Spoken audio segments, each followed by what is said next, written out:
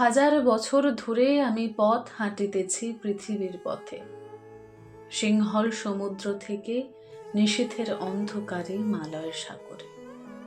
অনেক ঘুরেছি আমি বিম্বিসার অশোকের ধূসর জগতে। সেখানে ছিলাম আমি আরো দূর অন্ধকারে বিদর্ভ নগরে।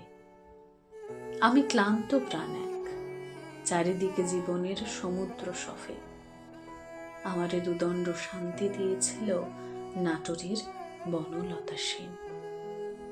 চুল তার কবেকার অন্ধকার বিদিশার নিশা, মুখ তার শ্রাবস্তির কারুকার্য, অতি দূর সমুদ্রের পর হাল ভেঙে যে নাবিক হারাইছে দিশা।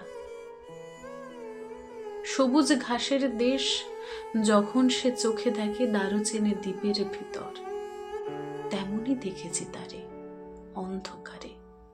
বলেছে সে, এতদিন কোথায় ছিলেন? পাখির নীড়ের মতো চোখ তুলে নাটোরের বনলতা সেন। সমস্ত দিনের শেষে শিশিরের শব্দের মতন সন্ধ্যা আসে। ডানার রৌদ্রের গন্ধ মুছে ফেলে চিল। পৃথিবীর সব রং নিভে গেলে পাণ্ডুলিপি করে আয়োজন। তখন গল্পের তরে জোনাকির রঙে ঝিলমিল। সব পাখি ঘরে আসে, সব নদী ফুরায় এ জীবনের সব লেনদেন।